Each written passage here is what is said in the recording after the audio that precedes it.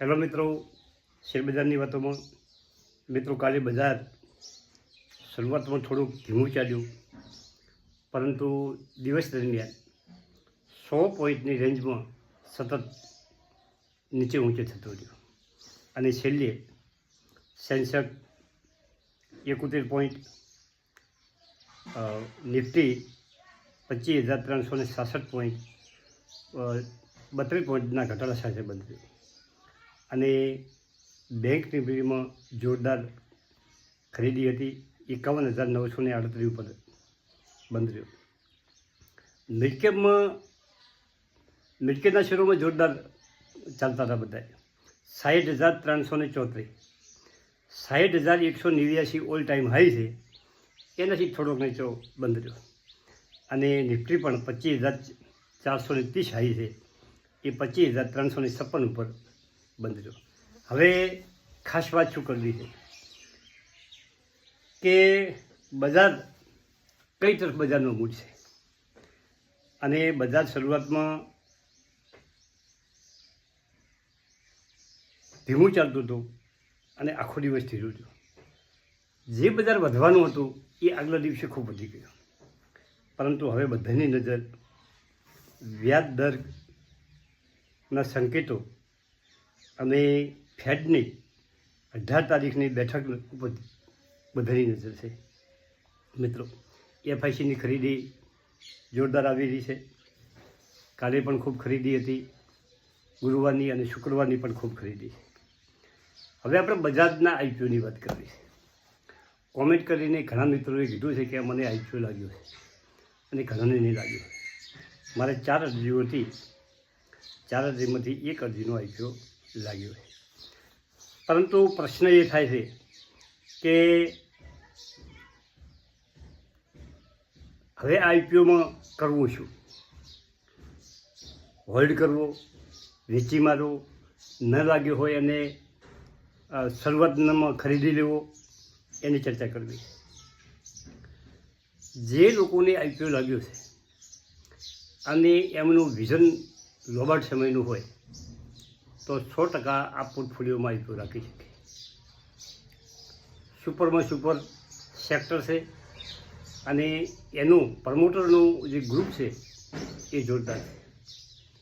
એમની જે ઇમેજ છે એ જોરદાર છે અને એમના 2 શેરો છે, એમને ધરખમ એ 2 કંપનીઓ આ ગ્રુપના 2 શેરોમાં વધારો થયેલો લાગ્યો છે. તમે લાંબા સમય માટે હોલ્ડ કરી શકો. પરંતુ કોઈને એવું છે કે આપણે પ્રોફિટ બુકિંગ કરી દેવું છે, તો મિત્રો શરૂઆતમાં પ્રોફિટ બુકિંગ ના કરતા. તમે જુઓ, સર્કિટ લાગે, 2 દિવસ સર્કિટ લાગે કે શું થાય છે, એના પછી 2-3 દિવસે જો સર્કિટ સતત લાગતી હોય તો ઓનાથી તમને વધારે બેનિફિટ મળે અને તમે હોલ્ડ કરી શકો છો. 2-3 દિવસ જોઈ શકો છો બજાર શું પોઝિશન છે. અને જેને ખરીદવા છે એ લોકોને 70 રૂપિયાનું એની પ્રાઇસ બનશે અને અત્યારે 80-85 રૂપિયા એનું પ્રીમિયમ ચાલે છે. એટલે કે 140થી 150 વચ્ચે આ આઈપીઓ ખુલવાની શક્યતા દેખાય છે. એનાથી ઉપરે ખુલે, એનાથી થોડોક નીચે ખુલે, પરંતુ 9:15 થી 9:45 સુધી પ્રી ઓપ્શન સેશન કહેવાય. 10 કલાકે આઈપીઓ લિસ્ટેડ થશે, પરંતુ 9:15 થી 9:45 પ્રી ઓપ્શન સેશનમાં તમારે આ શેર 140 કે 130માં તમે લેવા માટે કોશિશ કરી શકો છો. જો તમારું વિઝન લોંગ ટાઈમ હોય અને તમને આ શેર ગમતો હોય. મિત્રો, આથી બજારની વાત અને લાંબા સમયે તમે હોલ્ડ કરો તો સરસ આઈપીઓ છે. હવે કાલે તિરુપતિ બાલાજીનો જે આઈપીઓ 2 દિવસ પહેલાં ખુલ્યો હતો એ 83 રૂપિયા પ્રાઇસ બેન્ડ હતી અને 2 દિવસથી 4%ની સર્કિટ લાગી છે. 99 રૂપિયા અને 22 પૈસા ઉપર અત્યારે ચાલે છે અને સર્કિટ 4 ખુલે છે. આવી નાની કંપનીઓમાં સતત સર્કિટ લાગતી હોય છે અને પછી લોઅર સર્કિટ પણ લાગતી હોય છે. ઇનોક્સ ગ્રીન 22 રૂપિયા ઉપર ચાલે છે, 4%નો વધારો. 220 રૂપિયા ઉપર ચાલે છે, 4%નો વધારો હતો. જીઓ ફાઇનાન્સ 351માં ચાલે છે, 18% વધારો હતો. ડીપીવીઆર 4% વધારો 416 ઉપર ચાલે છે. ઇનોક્સ વિન્ડ 250 ઉપર ચાલે છે, કાલે 1.5% વધારો હતો. આવી બધી કંપનીઓ તમે તમારી નજર સામે રાખી શકો છો. મિત્રો, હવે વાત કરવી છે આવનારા આઈપીઓની.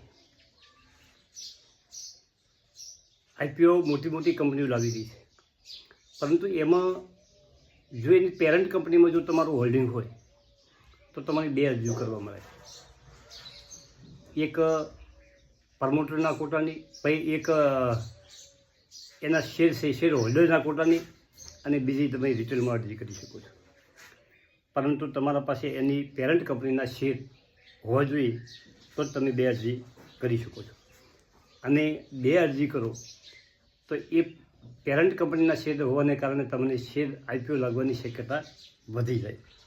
મિત્રો, ઘણાની માણસોની એવી વાત છે કે આઈપીઓ લાગતા નથી, પરંતુ આ રીતે તમે 2 અરજીઓમાં તમારું કરી શકો અને એમાં તમારી શક્યતા રહે. હવે કયા કયા આઈપીઓ આવવાના છે એની વાત કરીએ કે હીરો મોટો કેપ આવનારા સમયમાં આવવાના છે. એ બીજો આઈપીઓ હીરો ફિનકોનનો આઈપીઓ લાવી રહી છે. એનટીપીસી ગ્રીનનો આઈપીઓ લાવી રહી છે. એચડીએફસી બેંક, એચડીબી ફિન્સરનો આઈપીઓ લાવી રહી છે.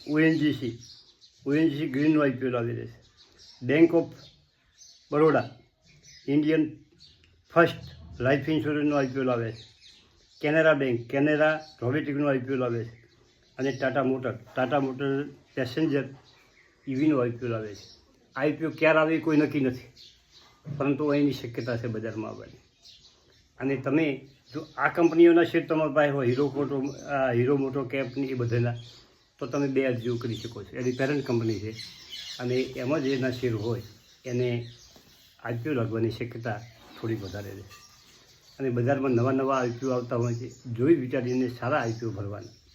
બજાર જેવો જો આઈપીઓ લાગી જાય, ઓલા જેવો જો આઈપીઓ લાગી જાય, ઈરેડા જેવો જો આઈપીઓ લાગી જાય, પારસ ડિફેન્સ જેવા જો કોઈ આઈપીઓ લાગી જાય તો તમારો પોર્ટફોલિયોમાં જોરદાર રિટર્ન દેખાશે.